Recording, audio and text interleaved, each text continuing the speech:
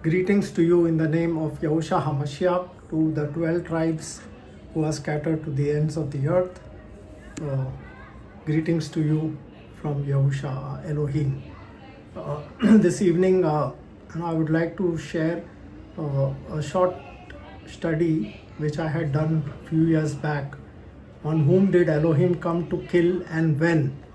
So these are the Exodus passages from chapter 4 verses 18 to 27, and these are the most disputed verses as translators have inserted Moses in the place of him in verse 24, where it says, I'll just read out that verse.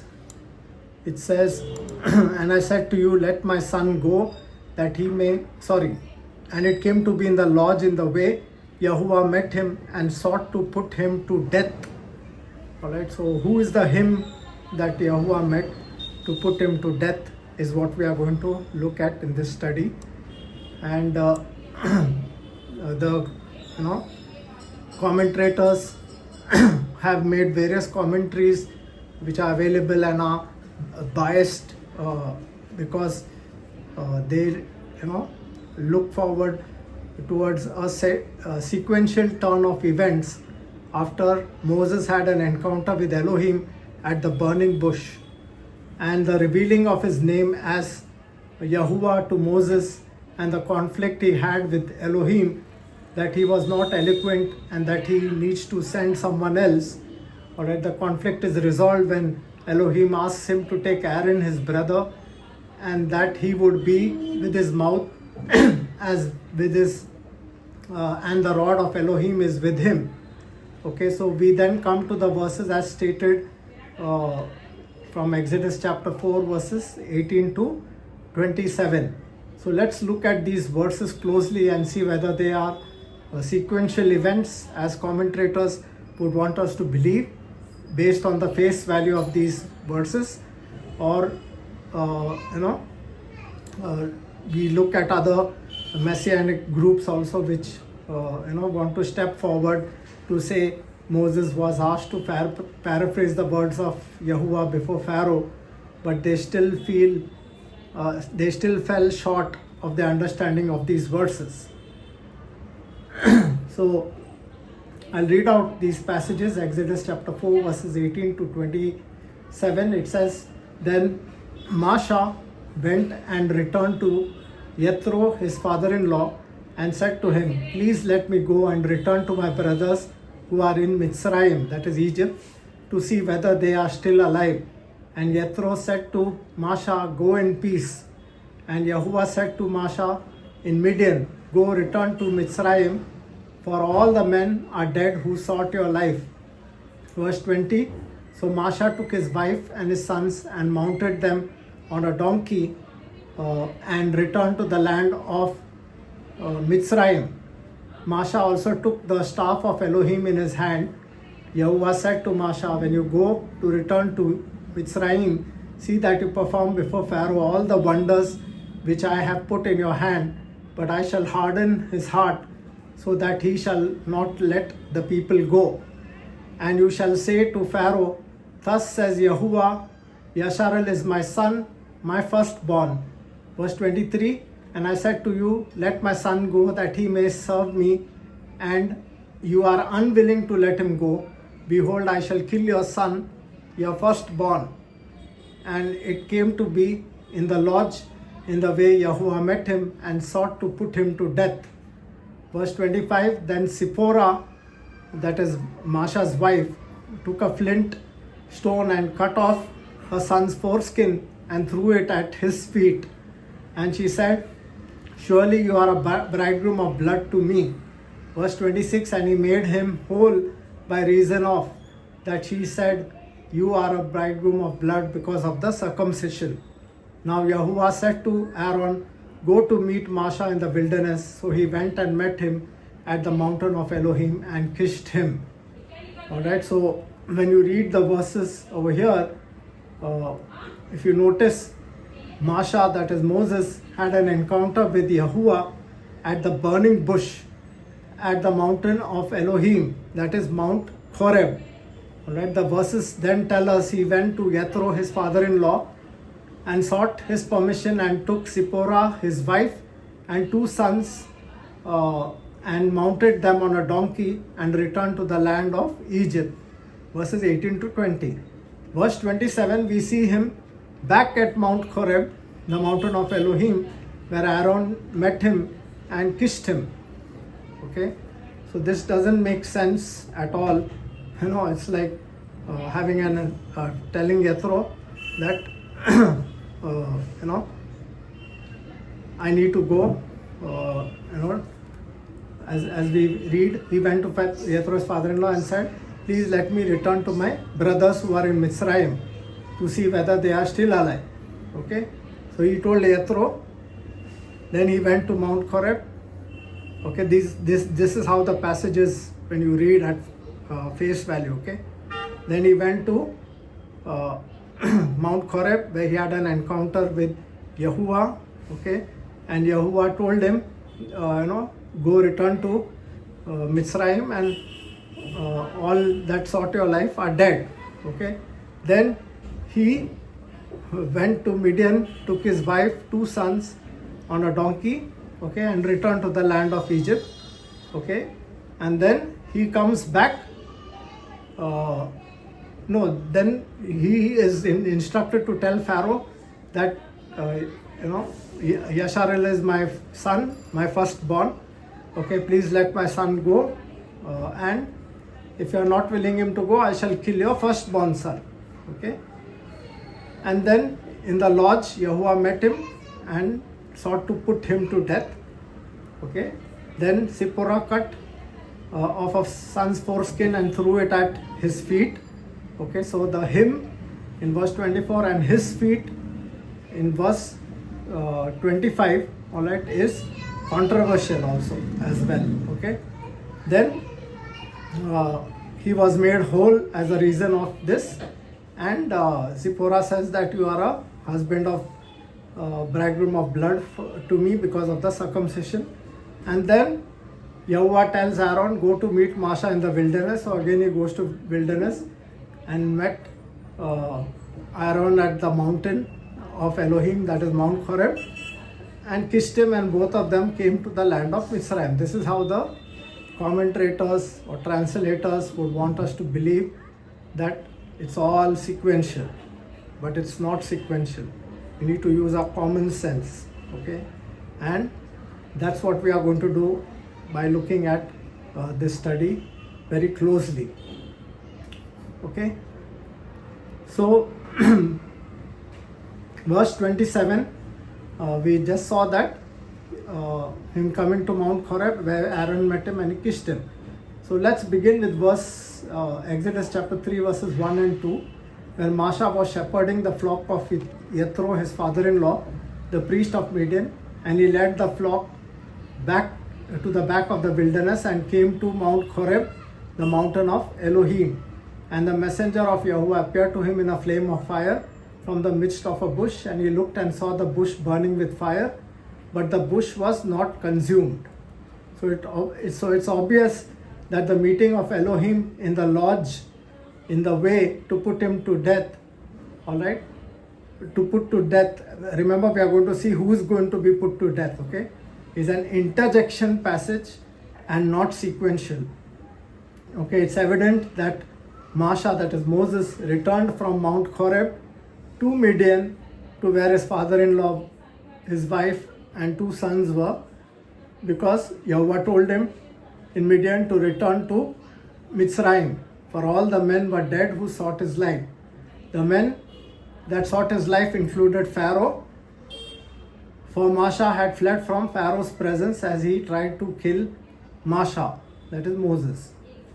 Exodus 4:19, it says, and Yahuah said to Masha in Midian, go return to Mitzrayim, for all the men are dead who sought your life.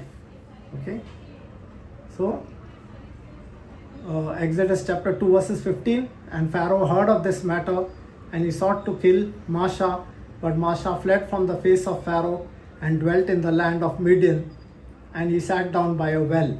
So the meeting of Aaron and Masha, that is Moses, at the mount of Elohim is sequential.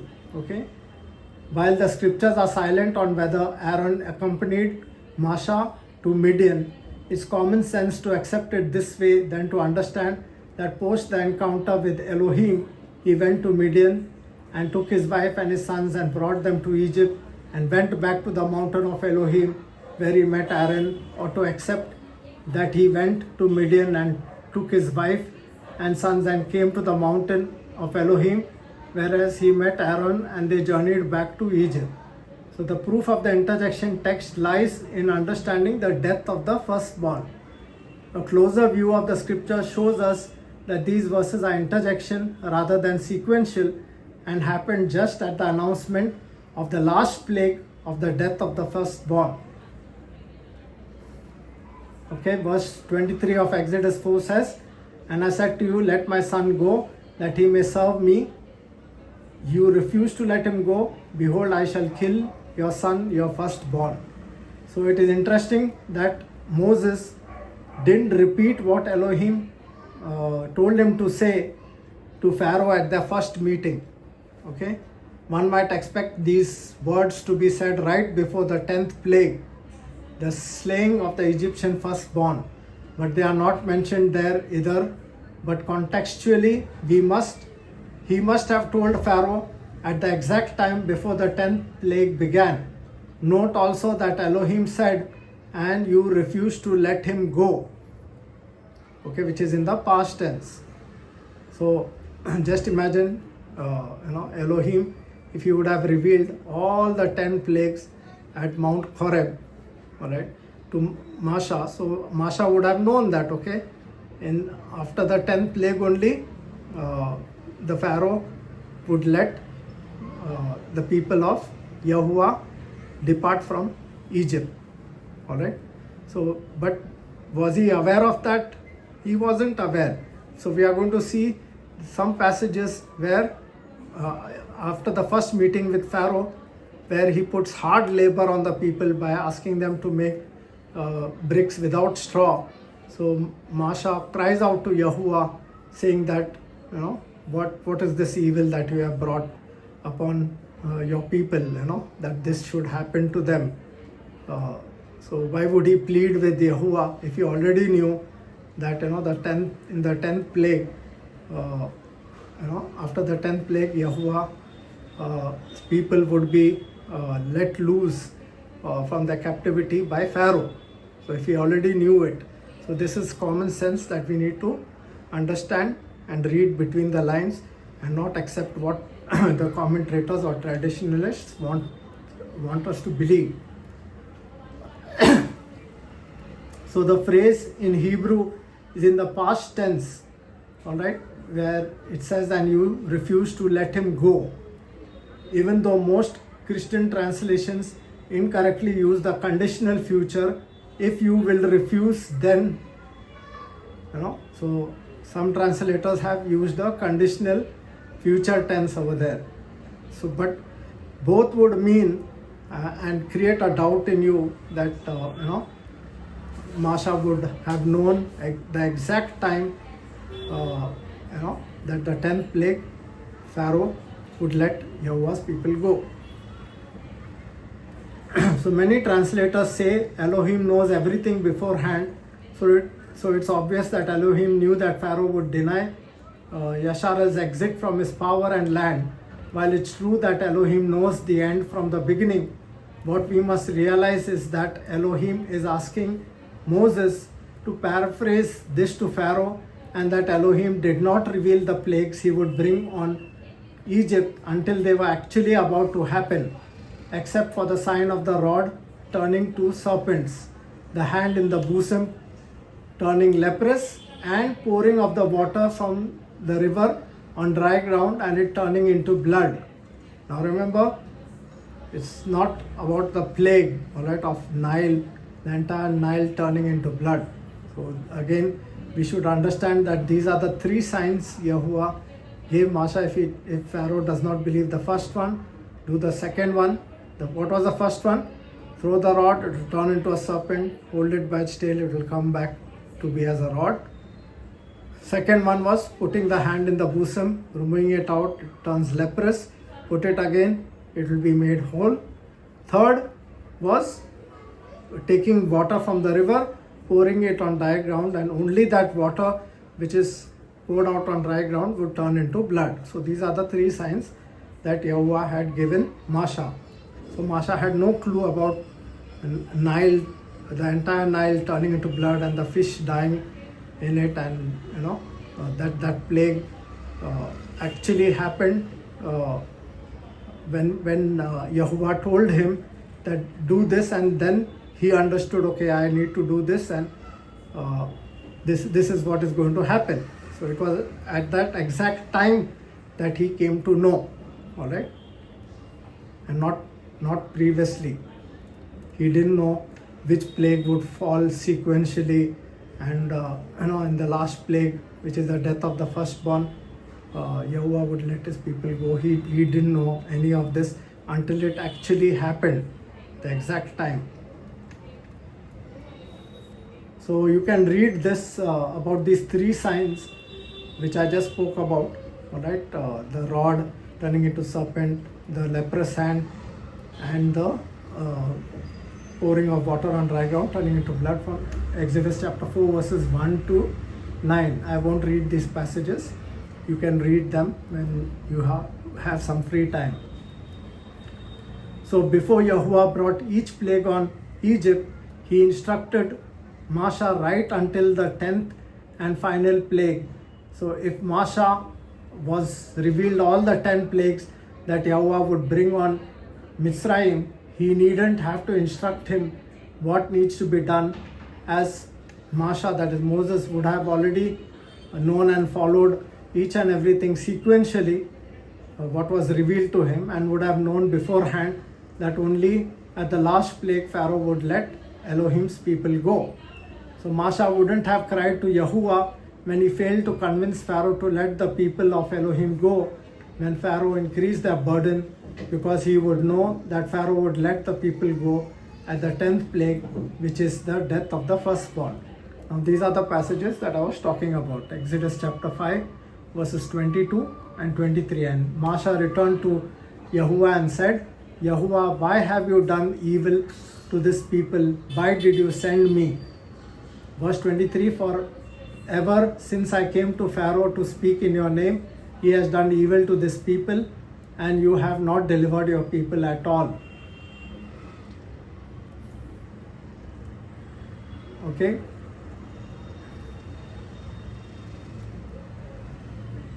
And then I'll read one more passage which says, Exodus chapter 6 verses 12. And Masha spoke before Yahuwah, saying, the children of Yasharel have not listened to me, and why would Pharaoh listen to me? For I am of uncircumcised lips. So, when he went to the children of Yasharel, because of the hard bondage, they refused to believe that Masha, through Masha, Yahuwah would give them deliverance. Alright, so Masha is crying out to Yahuwah, saying that when the children of Yasharel have not listened to me, why would Pharaoh listen to me? For I am of uncircumcised lips. So, which means Masha does not know that in the 10th plague, after the 10th plague, Pharaoh would let the people of Yahuwah leave the land of Mitzrayim. Neither did Elohim have to convince Masha of what he was going to do if he had already revealed the 10 plagues he would bring on Egypt. Okay, I'll read out some passages. Exodus chapter 7 verses 1 to 5. So Yahuwah said to Masha, see, I have made you as Elohim to Pharaoh, and Aaron your brother is your prophet. Verse 2, you shall speak all that I command you, and Aaron your brother shall speak to Pharaoh to let the children of Yasharel go out of his land. But I am going to harden the heart of Pharaoh, and shall increase my signs and my wonders in the land of Mitzrayim. And Pharaoh is not going to listen to you, and I shall lay my hand on Mitzrayim and bring my divisions and my people, the children of Yasharel, out of the land of Mitzrayim by great judgments. And the Mitzrayites shall know that I am Yahuwah when I stretch out my hand on Mitzrayim, and I shall bring the children of Yasharel out from among them. So we won't go through all the plagues, but we see Elohim telling Masha real time what needs to be done. For if he had already revealed to Masha what he was going to do, he wouldn't have told Masha to meet Pharaoh by the river bank and strike the waters with a rod to turn the river to blood. For Masha would have already known. Similarly, before each plague, we see Yahuwah instructing Masha to do and what to do and what to say. Alright. Again, I'll read a few passages. Exodus chapter 7 verses 14 to 17. And Yahuwah said to Masha, the heart of Pharaoh is hard. He refuses to let the people go. Go to Pharaoh in the morning as he goes out to the water, and you shall stand by the river's bank to meet him, and take in your hand the rod which was turned into a serpent. And you shall say to him, Yahuwah, the Elohim of the Hebrews, has sent me to you, saying, let my people go, so that they serve me in the wilderness. But see, until now you have not listened. Thus says Yahuwah, by this you know that I am Yahuwah. See, I am striking the waters which are in the river with the rod that is in my hand, and they shall be turned to blood. So this confirms that at the exact time Yahuwah revealed Masha what to do and what to say to Pharaoh, and not he hadn't told Masha well in advance what to do. Okay, it happened real time.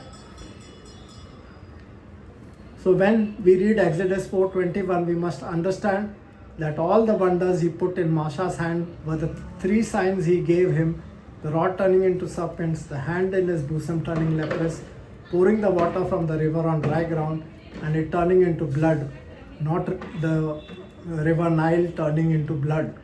All other wonders were secret and not yet revealed, and it was only revealed real time as it actually happened. So Masha was told what to do and what to say, right, in real time.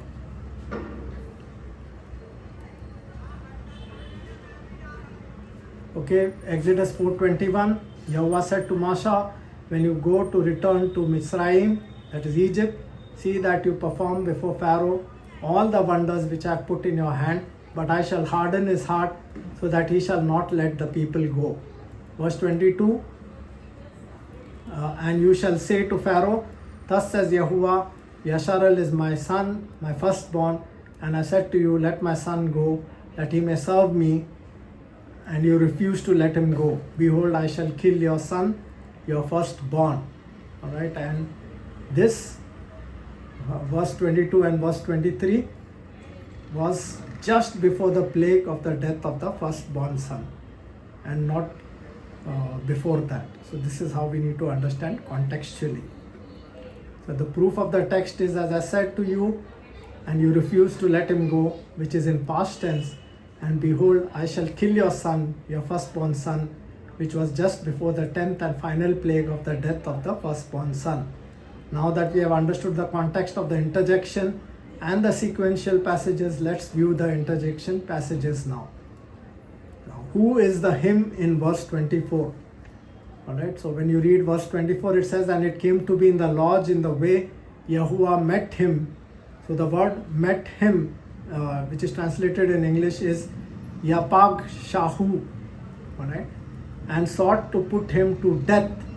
The word there, him to death, is Hamatyu, alright, and who in Hebrew means him, and who is rooted in both the words that I spoke about, Yapak Shahu, which is met him, and put him to death, Hamatyu. Alright, so the who is rooted in both these words and it means him. Alright, now who is the him? So the passage seems to say at first glance that when Sipporah, Masha and his sons, Gershom and Eliezer, were in the lodge in the way to Egypt, Yahuwah met him and sought him to put to death. So the Greek Septuagint of the Old Testament says angel of Yahuwah met him. The Jewish Talmud says Yahuwah struck Masha with illness because he didn't circumcise one of his sons, and as a result Yahuwah came to kill Masha and those seeking for answers have even gone outside the inspired text to the book of Jubilees, where according to the writer, Elohim tells Masha how he delivered him from Mastema, the chief demon, who met him on the way to Egypt. So this is ridiculous interpretations that people have sought outside the inspired text. So as children of light, we must stick to the inspired text, and when we understand the passages correctly, contextually, Messenger of Yahuah and Yahuah met him, both are correct. Alright, for Yahuah appeared to Masha in the burning bush through a messenger of Yahuah. Alright, Yahuah killed all the firstborn in Egypt by the destroyer, while spared the Yasharalites as he saw the blood of the lamb on the doorpost. So the messenger of Yahuah led them in the cloud by day and pillar of fire by night. So when you read Exodus chapter 3 verses 2, it says, and the messenger of Yahuah appeared to him in a flame of fire from the midst of a bush, and he looked and saw the bush burning with fire, but the bush was not consumed. So messenger of Yahuah is Yahuah himself, all right, in the lower form. And Exodus 14:19, and the messenger of Elohim who went before the camp of Yasharel moved and went behind them, and the column of cloud went from before them and stood behind them. So Yahuah is invisible, and hence he appeared in a form as a messenger, as it's stated in Psalm chapter 18 verses 10. It uses the word the cherub, all right, and he rode upon a cherub and he flew upon the wings of the wind. So the messenger of Yahuah many a times appeared as an angel of Yahuah, all right, that's what it means. Psalms 18:10, and he rode upon a cherub. Cherubs are angels, okay, and he flew upon the wings of the wind. Exodus chapter 11 verses 4 and 5, and Masha said, thus said Yahuah, about midnight I am going out into the midst of Mitzrayim. Who's the I? Yahuah, all right, and all the firstborn in the land of Mitzrayim shall die, from the firstborn of Pharaoh who sits on his throne, even to the firstborn of the female servant who is behind the hand mill, and all the firstborn of cattle.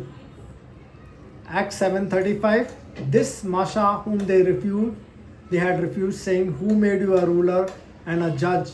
This one Elohim sent to be a ruler and a deliverer by the hand of the messenger who appeared to him in the bush. So now this is Stephen's testimony, all right. He says that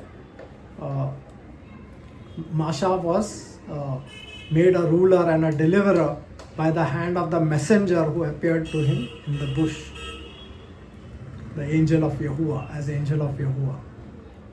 Exodus 12:23 is also a misunderstood text, as the destroyer here cannot be identified as whether he was messenger of Yahuah or a destroyer. So the title destroyer suggests that this was a demon who was set loose to bring about this destruction, and whether it was a messenger of Yahuah or a destroyer from Hashatan, what's important to understand is that Yahuah decided this to happen. He takes full responsibility of the killing of the firstborn.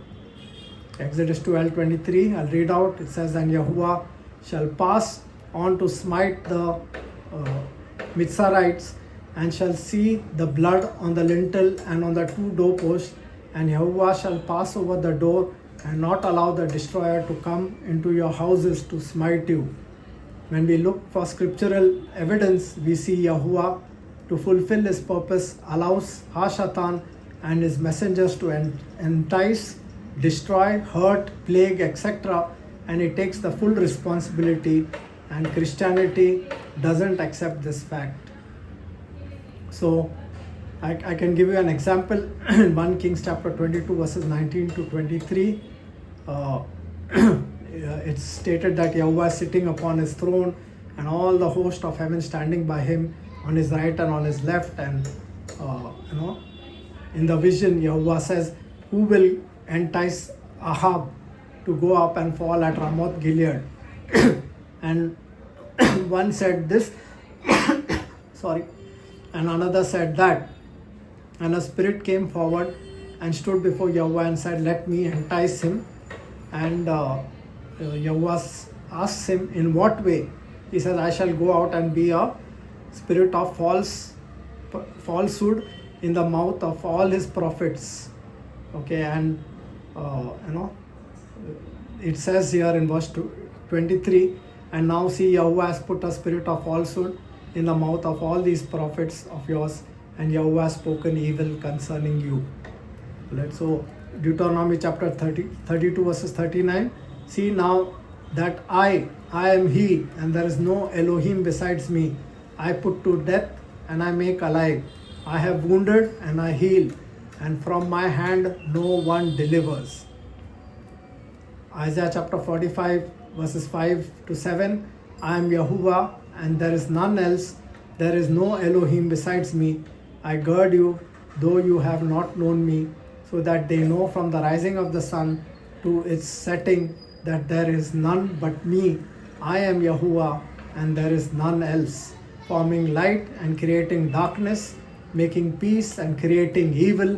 I, Yahuwah, do all these things." So Yahuwah takes full responsibility of creating darkness, creating evil, sending the destroyer, sending a plague, sending a spirit of falsehood in the mouth of the prophets so that the people believe a lie. So Yahuwah takes full responsibility, which Christianity does not accept this. That's the reason they preach a universal gospel, that all are accepted. And Yahuwah is good, there is no evil in him, that which is true. Yahuwah is good and there is no evil in him. But he works according to his plan. When his people or the pagans, alright, they do evil, alright, he takes full responsibility of judging them through these mediums. Plague, sending a destroyer, sending a spirit of falsehood and lies, so that they believe the lie and remain in darkness and not turn to light, not giving them repentance. He takes full responsibility of that. Coming back to the passages, okay, if the him is Masha, that is Moses, then nowhere does scripture tells us that the father needs to be put to death for not circumcising his son. Both father and mother are equally responsible for any act of disobedience to Yahuwah. However, scripture states that an uncircumcised male child himself faces the punishment of his soul being cut off from his people. Nowhere does Torah state a father is punishable by death or anything else for neglecting to circumcise his son. Genesis chapter 17 verses 9 to 14, it says, "And Elohim said to Abraham, As for you, guard my covenant, you and your seed after you throughout their generations." Verse 10, "This is my covenant which you guard between me and you and your seed after you. Every male child among you is to be circumcised." Verse 11, "And you shall circumcise the flesh of your foreskin, and it shall become a sign of the covenant between me and you." Verse 12, "And a son of 8 days is circumcised by you, every male child in your generations, he who is born in your house or bought with silver from any foreigner who is not of your seed." Verse 13, "He who is born in your house and he who is bought with you with your silver has to be circumcised. So shall my covenant be in your flesh for an everlasting covenant." Verse 14, "And an uncircumcised male child who is not circumcised in the flesh of his foreskin, his life shall be cut off from his people. He has broken my covenant." So the father and mother are not punished. It is the son who is cut off from his people. And if you know this, that the Midianites do not circumcise their male children. Alright, that's the reason Zipporah called Masha the bridegroom of blood, because of the circumcision, because both the sons were not circumcised. Moreover, the Yasharalites born during the 40 years of wandering in the wilderness were not circumcised until just before entering the promised land. they were not killed by Elohim, nor their fathers were killed. Now, I won't read these passages, but you can read them. Joshua chapter 5 verses 2 to 8. Okay, it talks about Yahuwah had told, because of the hardening of the heart of this generation, none of them will enter the promised land. And all of them, including the men of war, the old men or the young men, everyone, that entire generation in those 40 years died in the wilderness. Their sons who were born to them, they were not circumcised. Alright, so when they were circumcised, you'll read this in Joshua chapter 5 verses 2 to 8. When they were about to enter the promised land, alright, Yahushua, that is Joshua, takes flint knives and circumcises the foreskin, and the people wait till they are healed, and then they cross over to the promised land. Okay, now my question to all of those who are saying that the Yasharalites did rehearsals of the feasts of Yahuwah in the wilderness.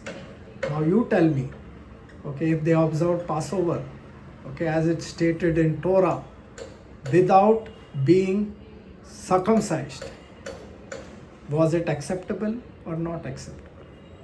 Because Torah clearly says that when the institution of Passover is given, alright, it is very clearly stated that no uncircumcised person or male should ever partake of the Passover,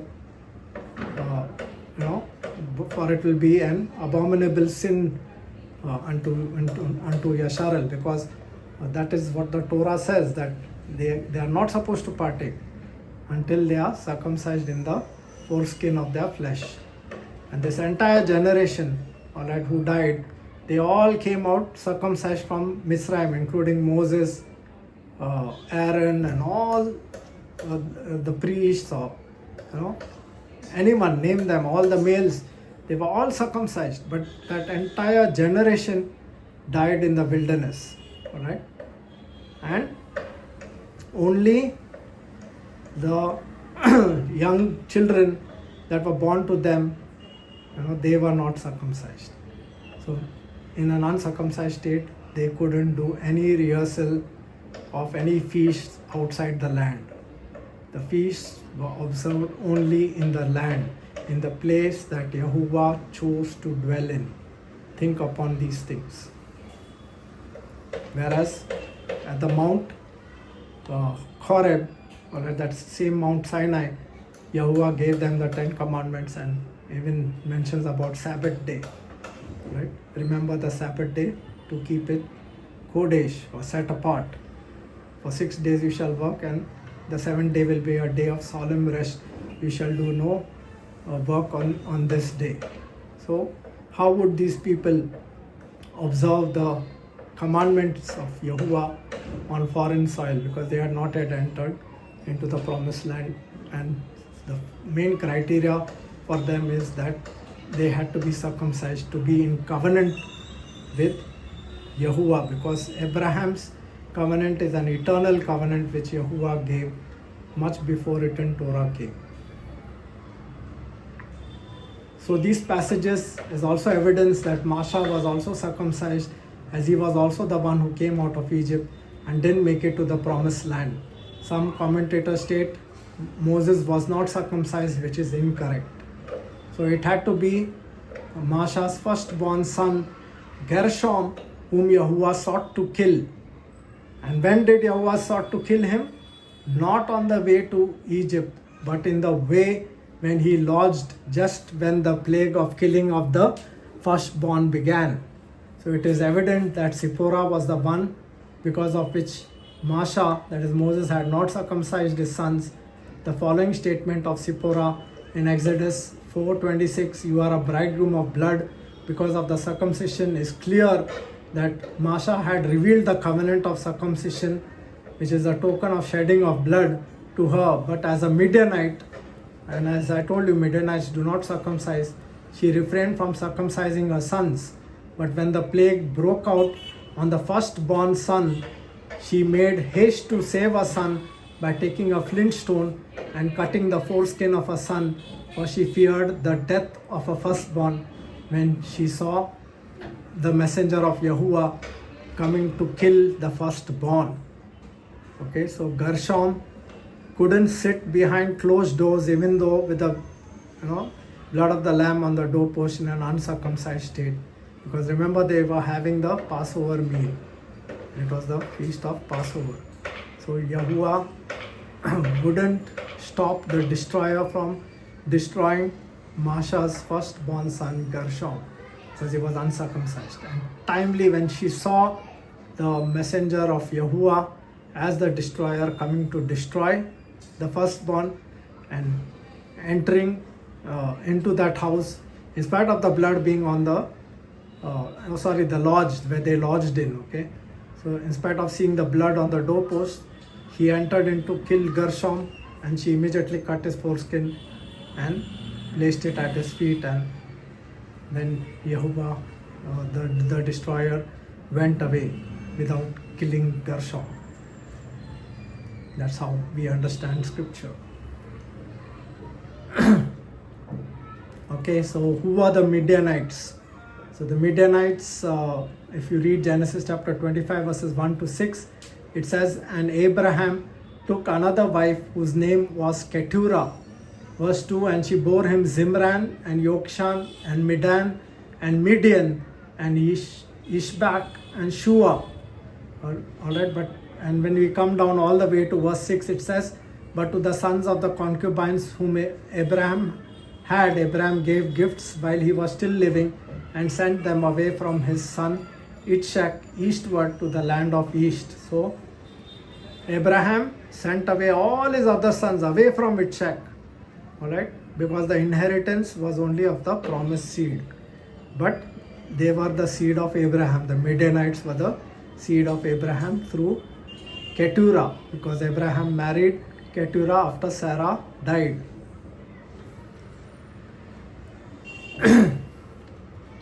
Whereas he gave gifts to his other sons and sent them away from his son Ishak. So if you look at Exodus chapter 4 verses 26 closely, you will see the word Yaraf. Alright, so let me turn to Exodus 4 verses 26. It says, and he made him Yaraf, that is, made him whole. Then she said, you are a bridegroom of blood because of the circumcision. Alright, so you will see the word Yaraf over there, which is translated as whole.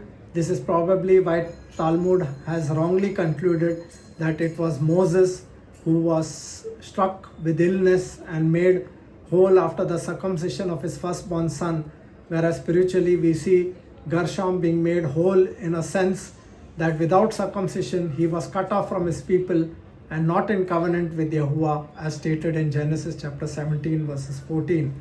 Though there was blood of the lamb applied to the doorpost where Masha, Sipporah and her two sons dwelt on the day of the actual plague of the death of the firstborn, however their firstborn son Gershom would still be accounted like an uncircumcised Egyptian, and that's why Yahuah sought to kill him. Isn't this wonderful to understand the Abrahamic covenant? And for those who despise the Abrahamic covenant and are talking about saying that Yahusha is a Passover lamb, you cannot partake of the Passover lamb, alright, in an uncircumcised state. Obviously, first your heart has to be circumcised, and then you, in obedience, you circumcise the flesh of your foreskin. That goes hand in hand, the token. Okay. Now the question is, Moses had two sons, right? Gershom and Eliezer. So, if the firstborn was not circumcised, was Eliezer circumcised? No, he was not circumcised. Then why did the destroyer not kill Eliezer? Remember, this was the plague of the death of the firstborn son. Alright, so the destroyer would only destroy the firstborn of that house. and not the second born son. So obviously after this incident, when Zipporah understood the covenant, all right, she would have definitely circumcised Eliezer, because she wouldn't take a chance of being away from the covenant of Yahuwah.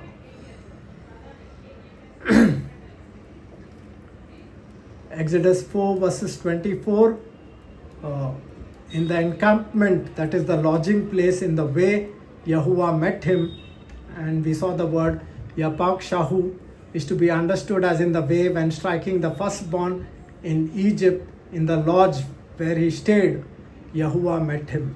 So the word for lodge is Malun, which is Strong's H4411 and means an inn, encampment, lodging place, or caravanserai. Okay. Verse 25, then Zipporah took a flint and cut off her son's foreskin and threw it at his feet, and she said, surely you are a bridegroom of blood to me. Now the word there is taga, all right. Taga means to touch, okay. And it's incorrectly translated there as threw. All right, she didn't cut the foreskin and threw it at Yahuwah's feet, all right. She touched his feet.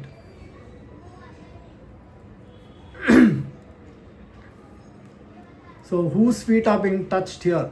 Again, some commentators state that the foreskin was thrown at Yahuwah's feet, and that's why Yahuwah let him go. So he let him go, it says in an incorrect translation. We already saw, the word yaraf, which means being made whole or healed, all right. And it is very clear that the correct translation should be Exodus 4:25 and 26. And Zipporah took a sharp stone and cut off the foreskin of her son and touched his feet, and he made whole by reason of, okay, the reason of what? The reason of circumcision. All right, that word is not there, but that's how we understand. So, and he made whole. Who made whole? Yahuwah made Gershom whole by reason of circumcision. Then she said, you are a bridegroom of blood because of the circumcision.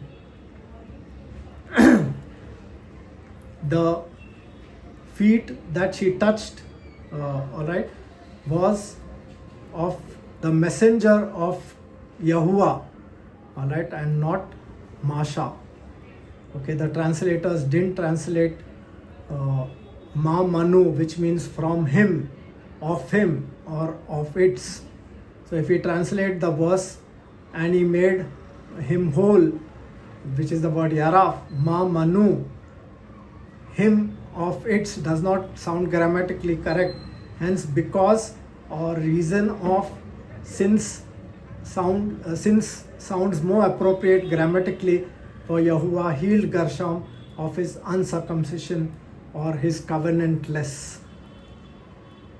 So Zipporah tells Masha, you are a bridegroom of blood because of the circumcision. This sounds as a statement of disgust towards the shedding of blood. Somewhere in the Exodus journey, Masha, that is Moses, sent Zipporah and his sons back to Midian for a reason unknown.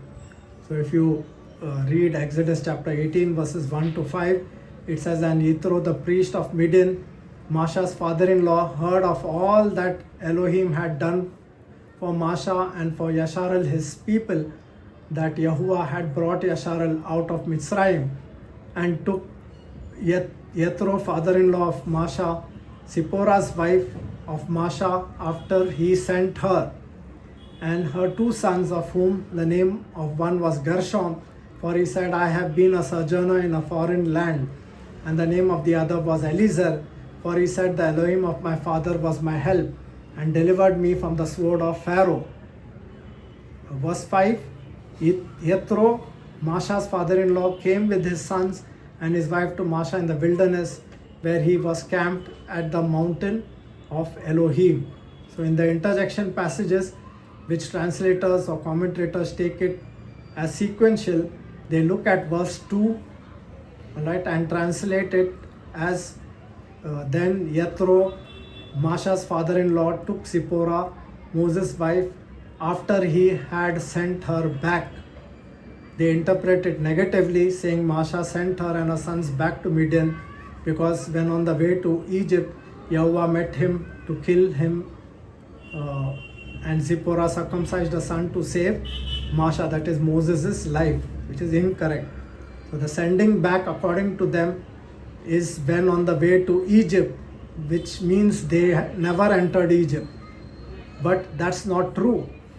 Why would Masha in the first place take Zipporah and her two sons and from Midian on the way to Egypt and then send them back without entering into Egypt? Does it make sense? It does not make sense, right? And if you read verse 1, which I'll read again, it says, and Yethro, that is Exodus 18 verse 1, and Yethro, the priest of Midian, Masha's father-in-law, heard of all that Elohim had done for Masha and for Yasharel his people, that Yahuah had brought Yasharel out of Mitzrayim. Now who told Yethro about this? Obviously Zipporah, through the mouth of Zipporah, because after they came out of Mitzrayim, in the wilderness journey, he sent Zipporah and the two sons back, to Yethro, his father-in-law. And when they had camped, in the wilderness of Sinai, before the mountain, at Mount Sinai, that's where Yethro brings Zipporah and Masha's two sons back to Masha, and he says that he heard of all the that Elohim did for Masha and for Yasharel's people. So he obviously heard it from the mouth of Zipporah, who was a witness of all the plagues that came upon Mitzrayim, and how Yahuah came to kill a firstborn son, and how he was saved, and how with great signs, wonders, miracles, finally, and after the 10th plague, Pharaoh let the people go, and they crossed the Red Sea, and they came to the mountain of Elohim. Alright, so in the wilderness, they came to the wilderness, because when they camped in the at the mount, that's where Yethro brings his wife and two sons back to him. Exodus chapter 19 verses 1, in the third month, after the children of Yasharel had come out of the land of Mitzrayim, on this day they came to the wilderness of Sinai, for they set out from Rephidim and had come to the wilderness of Sinai and camped in the wilderness. So Yasharel camped there before the mountain. Alright, and Exodus 18 verse 5, what it says? It says, Yethro, Masha's father-in-law, came with his sons and his wife to Masha in the wilderness, where he was camped at the mountain of Elohim. So the camping at the mountain of Elohim must have been for a very long time. Alright, and somewhere in between in that journey, Masha had sent Zipporah and her two sons back to Midian for a reason unknown. So Exodus 18:5 clearly states that Yethro, the father-in-law of Masha, came with Masha's sons and his wife in the wilderness, where he was camped at the mountain of Elohim. And Exodus 19 verse 1 says, it was the third day, on this day, that is the 15th of the third month, Yasharel came into the wilderness of Sinai and encamped before the mountain. Now remember, they left Egypt on the 15th of the first month, and it was now 15th of the third month. Okay, so this was exactly 60 days later. There is no evidence of the timing of when he sent Zipporah and his sons back to Midian, but there is evidence of Masha's sons serving in the tabernacle of Yahuah, and if they were not circumcised, would his sons be able to serve as uncircumcised Levites? Not at all.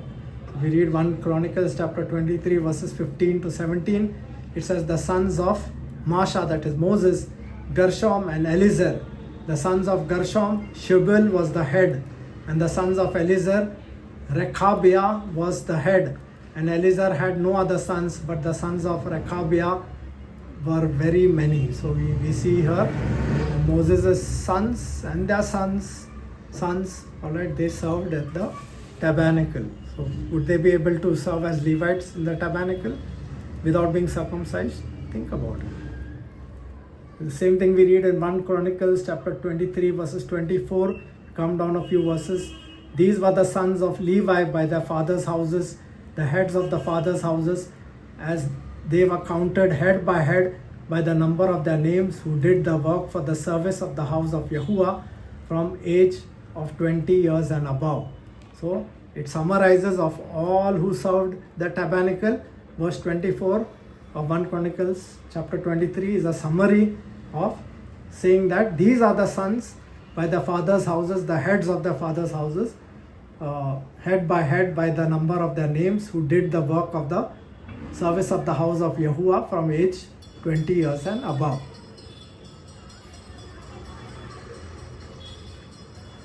Okay, so in conclusion, if we go along with the translators and commentators, we will never understand the timing of when Yahuwah met Gershom to kill him unless we read the preceding verses to understand that Zipporah and her sons did make it to Egypt. All right, they went to Egypt. As Exodus 4:20 says, so Masha took his wife and his sons and mounted them on a donkey and returned to the land of Egypt. Masha also took the staff of Elohim in his hand. And verse 21, he was told to perform the wonders, the three wonders I told you, the rod turning into serpents, hand turning into leprous, and pouring of the water from the river on the ground, turning into blood. All right. Apart from this, Masha had no clue of the sequential pattern of the plagues that would happen. He was told what to do and what to say exactly right before the plague, or else he wouldn't have pleaded with Yahuwah, saying that why have you brought evil upon this people, if he had known that in the last 10th plague Pharaoh would let Yahuwah's people go. So this was followed by the interjection passages which we saw, which the events which happened during the actual 10th plague of the death of the firstborn in Egypt. And the sequential passage of Aaron meeting Masha at the mountain of Yahuwah, that is Horeb, before he started his journey back to Egypt and had just finished the encounter with Elohim, as we read in Exodus 4 verses 27. Now Yahuwah said to Aaron, go to meet Masha in the wilderness. So he went and met him at the mountain of Elohim and kissed him. So we need to understand Exodus chapter 3, all right, where Yahuwah, as the messenger of Yahuwah, met Masha in the burning bush, all right, and told him that he needs to go to Mitzrayim, all right, where all the people that sought his life are dead, okay, and gave him the 3 signs which I spoke about. Okay, at the same time, he told Aaron, when Masha said he's not eloquent, he cannot speak, send someone else, and Yahuwah told him that I have made you as Elohim to Pharaoh, and Aaron is your prophet. All right. So he tells Aaron, Yahuwah tells Aaron to go to Mount Horeb to meet Masha. He meets Masha and kisses him, and they both proceed to Midian, where this is silent. Okay, this is how we need to understand. He goes to Midian along with Aaron. He meets his father-in-law. Masha meets his father-in-law. Yethro tells him, all right, that Yahuwah told me to go back to Egypt, so I'm taking Zipporah and my 2 sons with me. And he says, go in peace. So they all journey together along with Aaron. Again, it is silent that Aaron was along with them. So they come to Egypt. And then we come to the interjection passage that Yahuwah met him in the lodge on the way and tried to kill him. We saw who the him was. All right. It was not Masha, it was Gershom. And it was not on the way to Egypt, but exactly at the time of the 10th plague, because Gershom couldn't be sitting behind closed doors with the lamb's blood on the doorposts, all right, without being circumcised. That's the reason the destroyer came to destroy and kill Gershom. Zipporah took a sharp flint stone, cut off the foreskin, and touched Yahuwah's feet. When Yahuwah saw the covenant of blood, he withdrew, okay, and passed over, and Gershom's life was saved. Okay, so that's how we need to understand these passages. They are not sequential, they are interjection passages, and we need to understand it. It happened right at the death of the firstborn. We shouldn't go as per what Talmud says, that Masha was sick, okay, and he was made whole after he circumcised Gershom. So all these Jewish fables we shouldn't look at. We should look at the inspired text for the answer. And I believe and hope that all this makes sense to you, to understand that why it was very important for Gershom to be circumcised, all right, to be in the covenant, because you cannot partake of the Passover lamb, all right, without being circumcised. And Gershom, would have been covenantless, partaking of the lamb, in an uncircumcised state. Okay, and he did that, right? Because first the lamb was eaten, okay, and then the angel of death came to kill the firstborn.